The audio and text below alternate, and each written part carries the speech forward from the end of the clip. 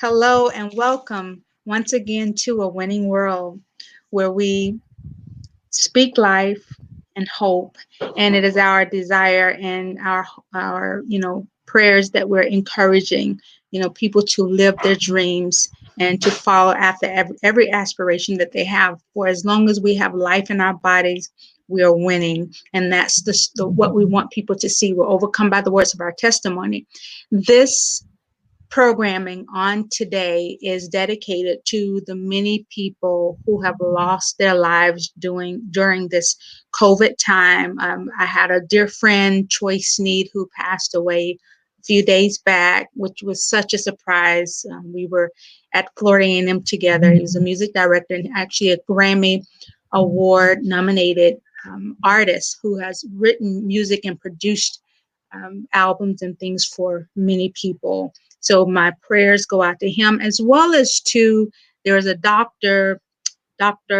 Lorna Brand from New York, who actually took her life a couple days ago because of the stresses and strains of all that she was seeing. Um, and my heart just goes out. And then I remember seeing another story, and I know there are many stories. I can't tell all the stories, but the ones that really grabbed my attention was also a Lalani Jordan, who's a grocery store clerk. She had cerebral palsy and told her parents that she's 27 years old. She was an adult, but of course, with the disability. But it warmed my heart that she wanted to be there to help the older people. And she actually put her own life at risk and lost the battle to COVID as well. So my prayer, this broadcast, like I said, every last one of them that we're doing covering the COVID is really to uplift the people in our world with what is going on. But I wanted to especially dedicate this broadcasting to those that have lost their lives serving and have just lost their lives in the midst of, you know, all that is taken care of that we don't understand completely. But we're here to tell you, as always, that we love you, we're lifting you, and we're here to encourage you. And if you need assistance, if you need someone to, call out to, we're here. We have people that are ready to assist you, to, just give you that emotional support, that coaching to help you be moved to the next level if need be. We're not in this alone. You're not in this alone. You have people that are here willing and ready to help you. All you have to do is say, hey, I need help. I need help. And we want to encourage you that help is here. And whatever we can't do, we will connect you with sources and those that have the professional licensing, if need be, to help you to that next level. So, again, welcome to A Winning World. And we have a special guest, a healthcare provider with us from Texas, Sabrina, who, let me give the proper description. She is a surgical advanced practice provider in heart and lung surgery, public health practitioner, and peak performance coach and speaker. So I'm going to let Sabrina actually tell you a little bit more about herself. And welcome, Sabrina. Thanks for having me, and thanks everyone for listening in. Briefly, I have been practicing medicine, adding public health for the past 10 years, and I help millennial ambitious professionals with demanding careers who feel like they're overwhelmed, undervalued, and appreciated, and maybe sometimes misunderstood, to be able to reduce stress, restore wellness, and then reboot our efficiency so you can truly be both a powerhouse in your career and a passionate person in life. Yes. Oh, awesome. Well, Sabrina, tell us where you are. I know I said Texas. Are you still in Texas at this time? Yeah, so few years back, let's go back time, right? So when I was about 12 years old, I flew across the ocean 8,000 miles away from China to here by myself. Mhm. And pretty much my and my mom just like put me on the plane, like, okay, meet me in New Jersey. So flew to JFK, and right after I landed, I started school, and 9/11 happened. So I Mm, didn't even get to see the Twin Tower. Really didn't. And as I grew up, I remember my mom got into a car accident. So my weekend of when I was still figuring out who I am as a teenager was going to flea markets, sell sunglasses, pots and pans, just to survive, mm, to help contribute. mm, So my teenage years was not just going around enjoying yourself, but also work hard. And mhm, that concept of work hard did help me to push me through 2 master degrees and now working in medicine in heart lung surgery. mhm, But what it wasn't never taught me was self empathy and lack of self gratitude. Yes, mhm, we have to feel grateful for everybody else, grateful for just being alive, being present, being healthy, and not contracting the COVID-19. But many of us have the biggest self sabotager is that unless you get to the next platform, next high, you're not good enough, or you have to do more. And that's where I got myself into working 80 plus hours a week. There was one day about 4 years ago, I was standing there with my hands inside a patient's open chest and fully gone glove, just working with all that I had, tried to finish this heart surgery with one of my attending because I was operating with a fever of 101 degrees. wow. And I remember my head was just pounding and everything felt achy and that tiredness, that Mm, all my movement seems to be super slow. mm, One of my nurses took pity on me and passed me Dayquil and cough drop while I was scrubbed under my mask to keep me going. mm, But the next morning when I woke up, I was feeling worse. I had to call in. mm, When I told my manager I had been feeling even worse than yesterday, mm, he thought I should have reported back to him earlier. So imagine how frustrated when you putting everything in and you don't even want it to call out because you think things will turn around. And mhm. then for people to say I was the inconsiderate one, that was one of the tipping point. Wow.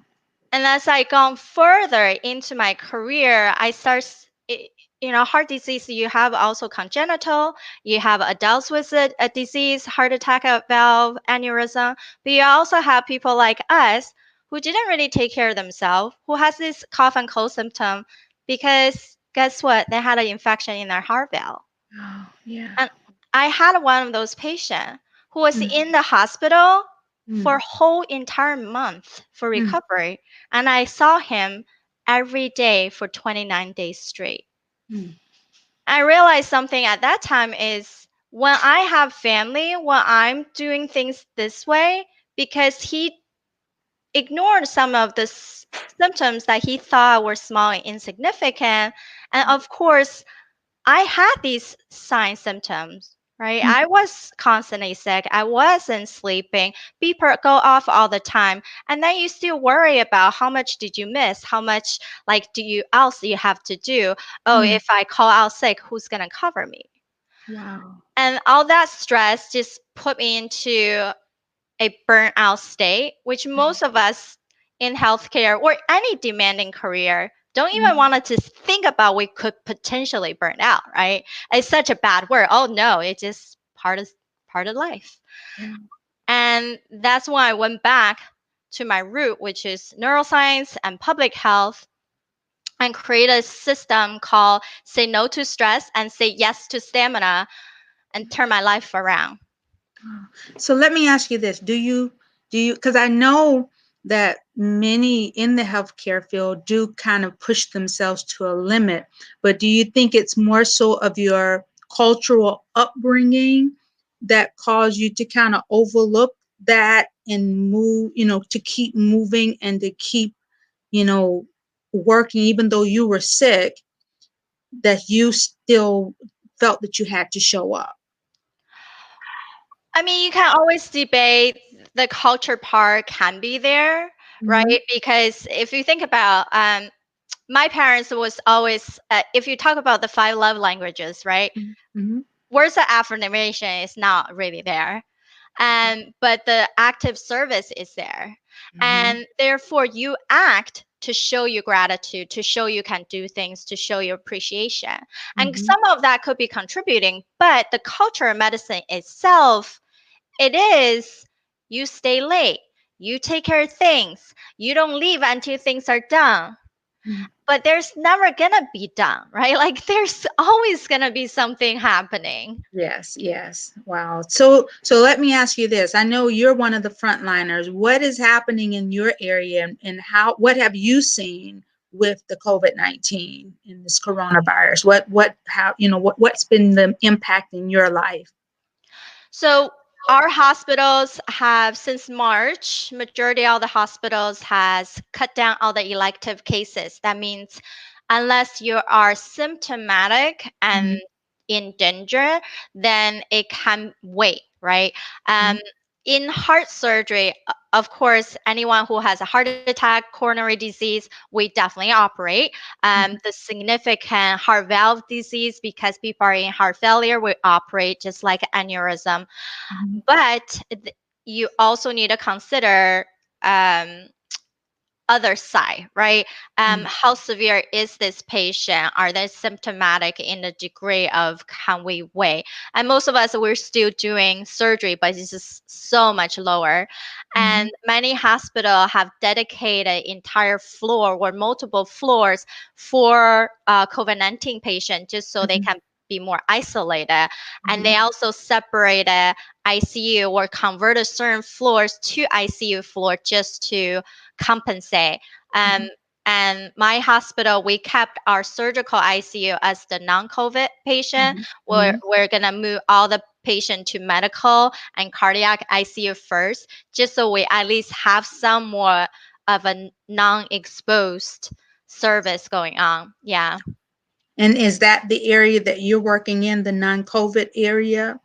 Right. So for us, when we did have a few patients that got fever, either before or after surgery, and Mhm, immediately is you quarantine the patient, and our protective gears are, you have your shield, you have your hat, you put your booty on, you have gown, gloves, and you have a special N95 mask mhm. to walk in, but it is also difficult to find masks nowadays, especially the N95s. Right. Wow. Now, have you have encountered many deaths? Have you seen that part of it too, or are you So kind of? yeah, so personally, my services have not, our mortality rate are non-COVID more related, and at the same time, some patients who has more comorbidities, means they're already sick, they are Mhm, having lower immunity, or their lung is already in not as fully functional, and of course those patients can be exposed to COVID and become sicker. But mhm, there's also debate, is are they passing away because their other disease than they already have, it just the COVID-19 has accelerated that progress, mhm. versus it's actually the disease, right? um, Right. and then there are also patients who have transplants, and it's even more severe to have them not to expose to anything, right? Because they're so critical. So some unit, especially like the transplant unit, they tape the everything Mm, with plastics, and mm. so it seals it completely, right? And just for protection, you definitely see those as well. Wow. Okay. And how are you protecting yourself, when it comes to you going home to your family after all of this, on a day-to-day basis? Right. So one thing for most of us, we all wear scrubs, and some hospital have scrubs where you can just exchange into the locker. So you're Hmm. not actually wearing anything home, and that's what they don't want you to do is wearing your scrub home. Um, Hmm. but research has been shown that COVID-19, the cellular component, it's sensitive to heat, to detergents, to cleaning products. So technically, if you wash all your clothes in the laundry with hot water, it's you can clean those germs out. Um, it's just that I believe if it's on metal and plastic, it take 12 hours for the cell to die, versus on cardboard is about 4 to 6 hours, and copper is about 2 to 4 hours. Okay, say that again a little bit slower. You said So, for so for one of the virologist means like the doctor who deal with the viruses in Stanford, Mhm. did a presentation. The research he found was on copper, the virus will die in 2 to 4 hours, versus cardboard, right? Mhm. And it's about 4 to 6 hours. And Mhm. then plastics or doorknobs, those metals, right? And those are about 12 hours. Wow, that's good information to have, especially with people bringing things into their home and even just dealing with the doorknobs and stuff with people if they have people coming in and out.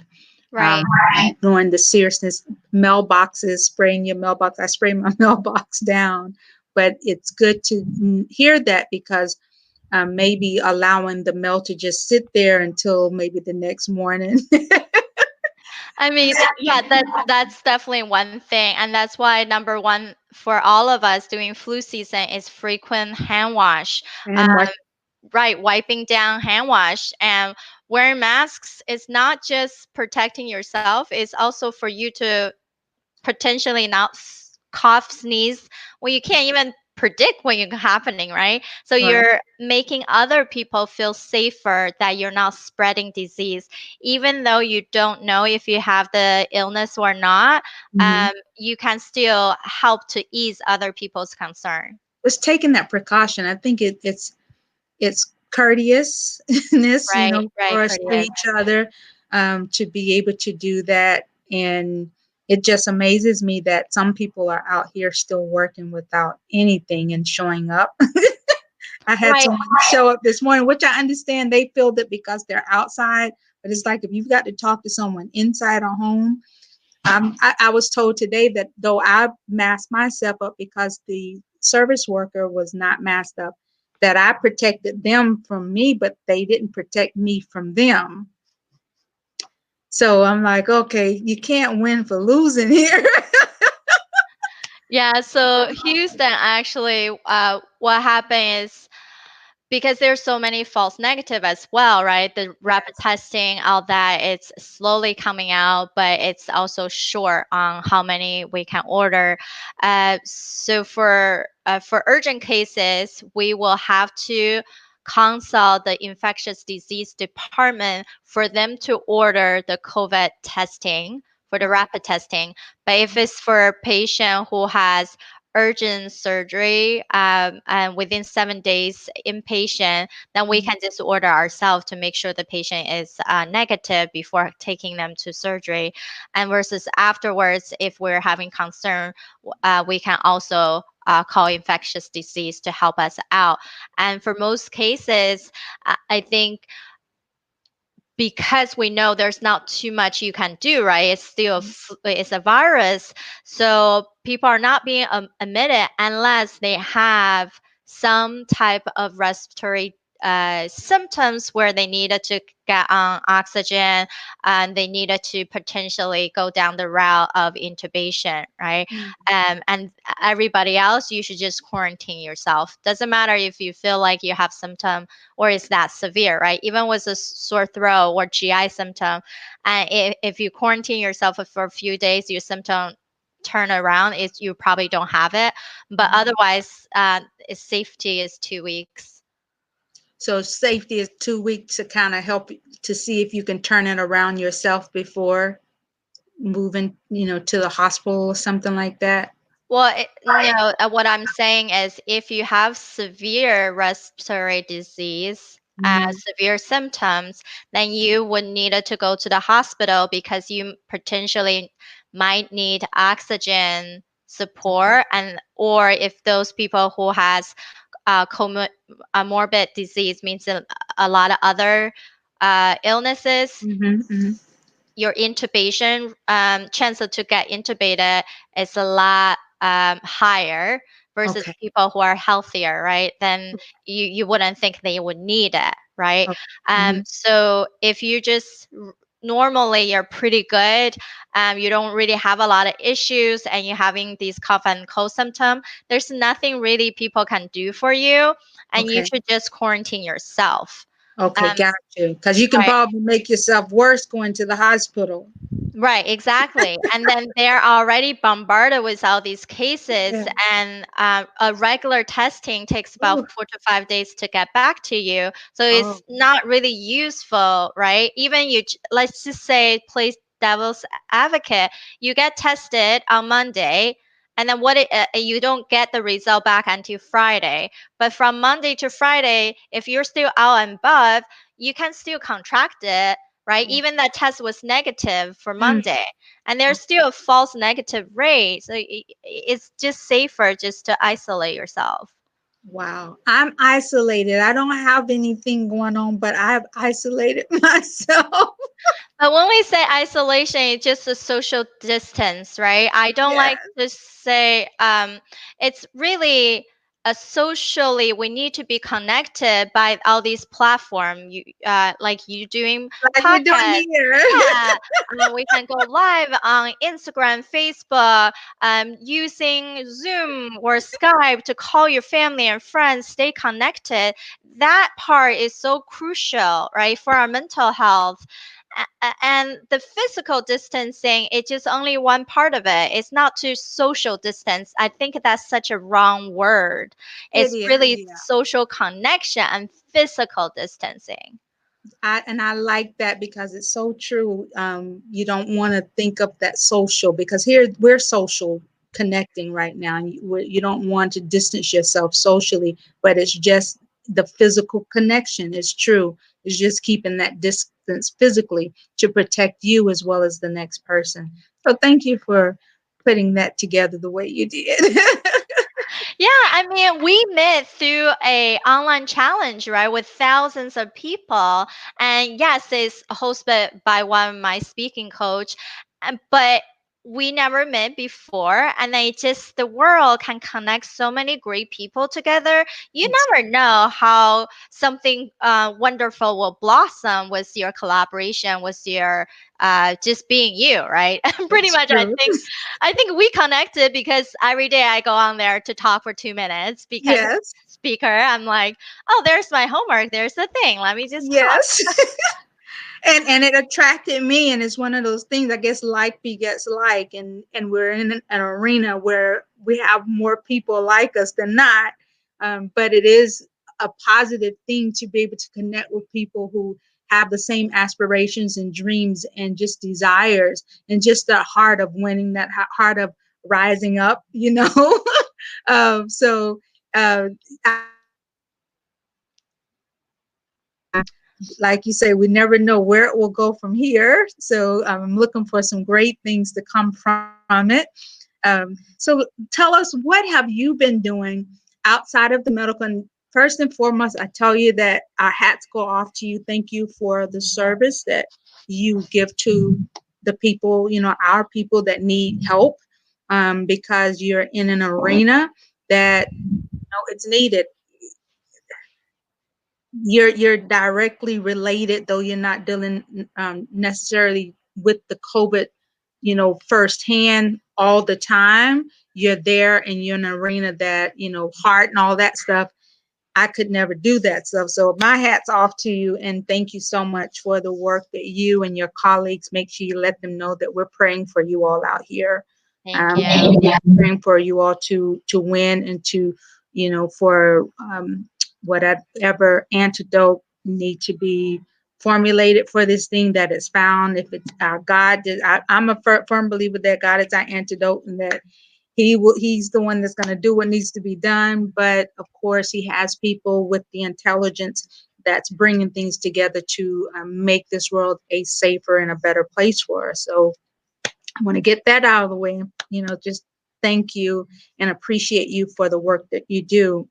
But moving on, what are you doing to decompress, just to bring yourself back? Because as I stated earlier on, that dear doctor, who they say she was an amazing doctor out there in New York, um, she took her own life. And I'm like, you know what? This has got to be one of the most stressful, depressing places for and of course, it's many deaths. So she was seeing death after death after death. So, Right. there's a lot of mental illness and things of that nature taking place that, we're not even talking about, we're not even touching. And, what are you doing to keep yourself sane, through all of this? And what are you seeing with other doctors that may be directly connected, or other healthcare providers that you know? Right. So one of the thing with my teaching and speaking is my system called "Say No to Stress, Say Yes to Stamina," Mhm, and the three simple steps are might not be simple practice. mhm, Are number one, say no to vagueness. Then mhm, you can dream big, achieve more. Now, all of us got to where we are because we work hard, but mhm, also because we started from some type of purpose and passion. Unfortunately, people cannot read our minds. And mhm, if you have a deeper desire, you need to be able to share it mhm, clearly, then people can support you. No mhm, matter if it's in medicine, in entrepreneurship, in any type of field. mhm, And the burden becomes you feel alone in this island of all you do is you can't fix something. Because then I go into my second point is to say no to negative thoughts. mhm, Because every mission has roadblocks. mhm, These negative thoughts can come from your own brain, your own mind, mhm, or from external naysayers. mhm, mhm, And if we allow the self judgment, external judgment, pull ourselves down, then we're not in control of our own driver's seat. We're letting someone else, where this negativity of ours, take mhm, over. mhm, And so simple thing to over counter is what I trained to build positive intelligence from one of the psychologists in Stanford. mhm, And which means you use all five of our senses to allow yourself to take miniature breaks to reconnect your neural circuitry to build this positivity back into your life. mhm, mhm, So when people talk about having gratitude journal, a gratitude jar, and say it out loud about things that are good about you, that's great. But you mhm, also have to truly believe in yourself by mhm, doing visualization exercise, mhm, or you simply be able to concentrate into a visual cue or a touch sensation cue to allow yourself to bring your reflection within and let all the other thoughts that come to you, these mental chatters, pass you. mhm, Otherwise, our brain is always firing, and those firing mostly are negative things, not mhm, positive. mhm, Now, it led to the third step is to say no to mhm, putting self care last. yeah. When you can take care of yourself first, then you can give the best of you, not what's left of you, right? Yes. So let's say this again. When you can take care of yourself first, then you can give the best of you, not Yeah. what's left of you. And Mhm, my concept of self care is not the typical, oh, I got to go out with my friends when you're not locked down, or travel, or I got to have my reading time, or I got to go on brunch. Oh, I can go to the gym. But that's only time you block out for this one or two time, or like you have to wait so long to go to that vacation.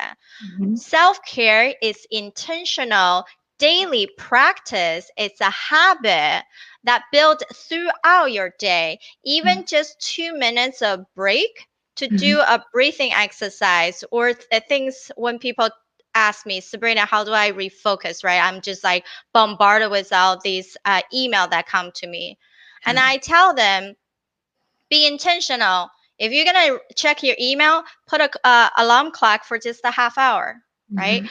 And then because our willpower is so short, then once the alarm clock rings, you stop, Yes.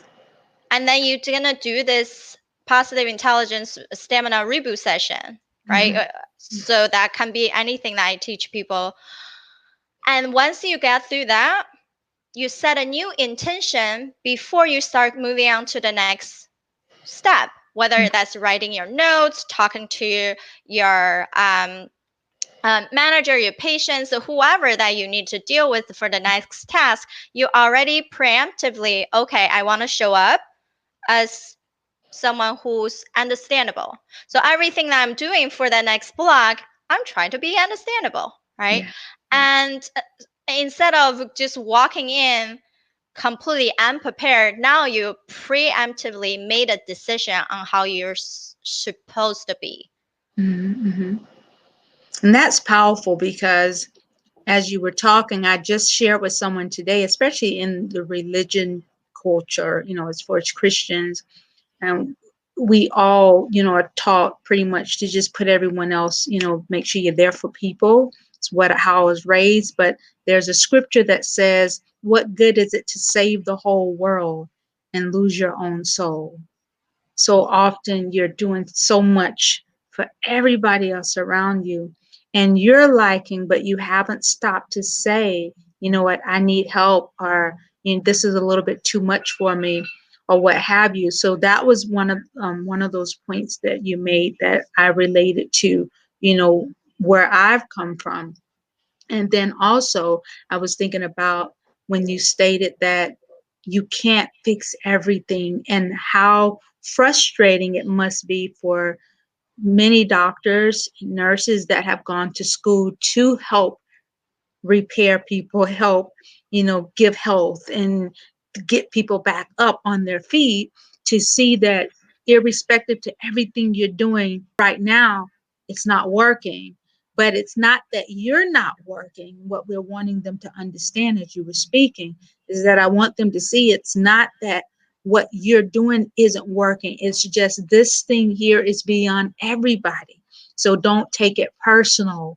Sometimes you internalize those things as maybe that their doctor did, that who they said was a devout Christian. I understand the Christian religion, that mindset, how that could possibly mess with you when you're thinking, well, God is above everything. And if we pray, it's supposed to happen. And if she's doing all of the medical things that she knows possible and people are still dying, I could, see how it messes with the mind. But also you stated how you've got to go into this thing intentionally and knowing how to take those breaks, knowing, your limitations. As you stated, also when you were, starting out and things that you were doing, you actually showed up fever-fied and everything else doing a heart surgery. So you had that same mindset of go, go, go, go, go. And that was one of the turning points for you to say, you know what, I've got to put me first. It's okay. It's okay. That's what we have to tell people. It's okay to put you first, because we literally grown in a society. It's just how the world is. It's not just this place or that place. It's putting everyone else first, which there's nothing wrong with that as long as you put yourself first. I always say you can't love anyone until you love yourself, Right, and exactly. that's just a fact. So I love the points that, that you've made. And I look forward to hearing people that will listen to this, glean and gain insight on what can help them continue on in this fight, continue on in this race. Because you know what, we're going to win it, but you got to stay in it to win it. So we don't want anyone getting out of this race. And we just, like I said, we just have to continue to lift each other and kind of keep our ears and our eyes open, because sometimes people haven't been taught what we've been taught. So they don't quite know. And if you see something, if we take notice, we can always say, hey, how are you doing? Seriously, not just superficially. And actually letting someone see that I see that there's something a little bit off with you, and knowing that that's okay too, because that's us looking out for one another. What are some of your, I know you've given your breakdown of what you do as far as coaching wise and teaching wise. What would be words of inspiration and encouragement that you would want to give the world? What do you want the world to know today in being inspired through this time of epidemic around the world? I think my go-to slogan is always say no to almost everything so you can say heck yes to the only things that truly matter. That's good. That is good. Now break that down for us a little bit. Come on.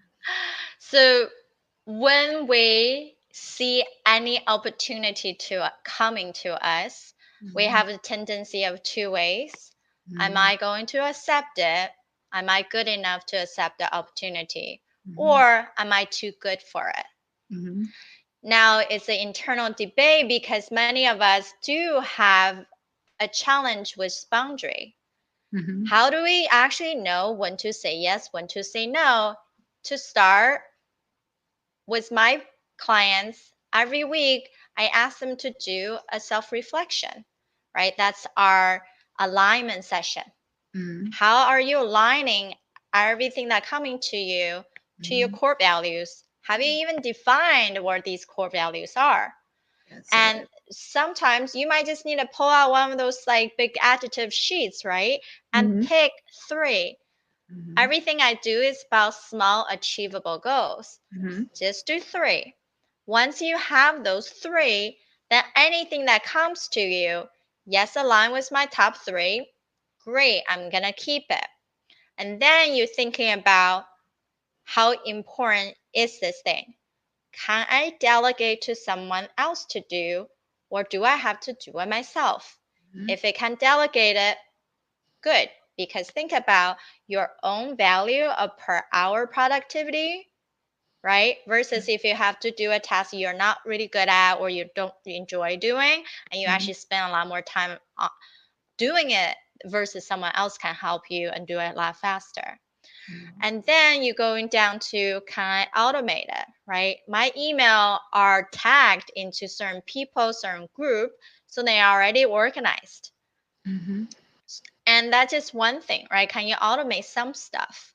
And then you go down to the list of okay, now I really have to do it myself. Then is it something so urgent I have to get it done today, or it can wait until later? And if it can wait till later, then you go back to the funnel of focus, right? Do I mhm, really need it to do it? Does it really align with me? And going down the list. If it need to be done today, is it going to produce me more time and more value in the future, or is simply giving me the satisfaction that I can check off a box? All right, that's how you prioritize. okay. Well, we have our lesson for today. And I love it. I wanted to ask you, and I thank you, because that's pretty much what we're wanting to do, is giving our world options and making the mind think on ways to cope through this. You mentioned that when you came from China, that your mom, I guess, was an entrepreneur. So she was a professor of statistics back in China, and Okay. then she felt that competition is a lot more over Mm-hmm. there. So for me to have a more opportunity, especially my personality is very type A, very outgoing, very outspoken, I would have more of an advantage being in a culture here. So Okay. she uplifted, she came here and went to school, started with various things, and then now she ended up herself with all her certificate, her degrees. Now she has her own financial advisory and certified bookkeeping, and she's a vice president for one of the private high school. So she's keeping herself busy, right, in her 60s. So she's never stopping. So I Mhm. always had a good role model to show me that you can pretty much do anything. You can figure things out, which Yes. really is the book on growth mindset. Mhm. And at the end of the day, some people don't really think about uh, mental wellness, but it Mhm. actually is one of those most crucial because Yes. how we think, how we perceive the world, that's Mhm. how we're going to show up. And Mhm. if we can continue to build positive psychology, positive intelligence back into our head, then it takes up the space, then the negativities would not be able so easily to be triggered. Mhm. Mhm. Wow. Okay. That's some good stuff there. I really thank you so much for coming on and joining us. I have enjoyed this conversation. I've learned a little bit more about you, and I always say, one thing with your culture when they come over, they are about the business. They work, work, work. So that entrepreneurship, is that just something that is bred and taught in your culture, or what? Where does that come from? I mean, if you're looking at very years of history, a lot of people are entrepreneurial Hmm. in that culture. And many people are traders, right? But Hmm. in my immediate family, I think my younger uncle is entrepreneurial. My mom was a professor, and then she kind of merged herself into that round. Hmm. And but um, my other two uncles, they're one in media, one is in like more of a government type, Hmm. right? And then some other family member are in medicine. So it's really all depend on how it feels. Right. Um, but at the end of the day, I think anybody who wanted to be an entrepreneur is probably one of the toughest thing to go into. Unlike a professional, a lawyer, a doctor, engineer, you have a path. You do have to follow the path, but then you end up somewhere. Versus Yes. entrepreneurial, you have to be really good about keeping yourself accountable, or at least find accountability partners so you can actually get there. And That's you it. have to be so clear about what that end goal is and truly visualize it, truly connect it, that emotional level. Yes. Otherwise, there's so many things that can go wrong, right? And they can be easily discouraged. Hmm. So mom ended up having to change because her certificates didn't transfer out here to So the States. yes, so for most people who has foreign degrees, it doesn't really transfer. So you have to redo. So that's why she kind of went back to school. But I think she got here early 30s, and she kind of redid schools, and then just keep getting her um, business accounting, those degrees herself throughout the years and marched on. And that's something I'm honing in on, that simply because this is a time in our society, in our world, that people have lost jobs. People, may not be able to go back to some of those same jobs that they had. And hearing this, I'm wanting them to hear how, even in your mom's situation, though it wasn't some type of an epidemic, but she made a choice to make life better for you and to get in position so that you would have a better chance at doing what it was that you desire to do and what she saw in you. So, with that, change came that was unexpected, but she did it. And we need to, I'm highlighting that because I want those that are listening to A Winning World on today, as I'm speaking with Sabrina, that you know what? It's what you choose, triumphantly living by choice. That is our motto. It is a choice that we make. And guess what? Yes, it may look crazy, may not understand it all, but it's such a time that you can take advantage of life that you probably never would have been able to if life hadn't happened the way that it did. So this is a time that you can reach deep down in yourself and remember those dreams that you once had, those desires that you once had, and you can now, bring them, stir those babies up and bring them to life.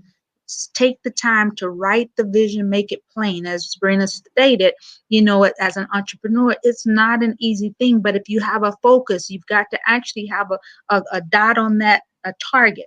So you've got to write out how you're going to get to that target. It's one thing to have a target, but if you don't know the road that you're going to take, then you're lost.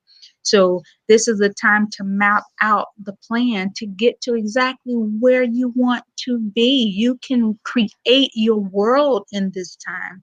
You can create, the life that you've always wanted, the dreams, just going after your dreams as never before. So it is my encouragement that those that are listening, thank you for joining our winning world. Thank you, Sabrina, for being with us. I have totally enjoyed this. And from this, I've heard some other little things that I'll connect with you on so that we can have further conversation. But I want to thank you for saying yes to being a part of the winning world family and in sharing your knowledge and wisdom, to us and to our beautiful world out there. Thank you, thank you, thank you for joining. And if you have any questions, like as I stated, always you'll see in our connection how you can connect to get more information, or if you have a story out there of winning that you want to share. We're overcome by the words by testimony, so let's share those testimonies. Let's share our lives, of how we're doing it, how we're making it, to help someone else be able to make it also along the way. Sabrina, do you want to say anything to the audience before we close out? Yeah, to thank our audience. I know it's a tough time, but you can really figure out what's are the hidden barriers in your life for success. So I do have a free gift for people, and it is a 3 minute. It will take you less than 3 minutes to complete. Uh-oh, you're closing out. Oh, can you hear me? I can hear you now. Okay. So I was saying that many people have go on life, but still feel like they're hidden roadblocks. Hmm. And if we don't know them, then we can keep going to different paths and still not get to where we are going, where we needed to be to find satisfaction and happiness. So this quiz, it will take you less than 3 minutes to complete, and you can visit sabrinarunback.com/assessment, and I will actually personally give you a graph and then Send send your that brain. send that link to me, and I'll Okay. post it on the YouTube, so they'll actually be able Okay. to click it. So Yeah. send the link, and they'll be able to actually click in. Okay. Wonderful. Yeah. So thank you again with love, hugs, and mwah, kisses. I say thank you again. This is a winning world with Shermanda, and I look forward to seeing you again soon. Hold on, Sabrina.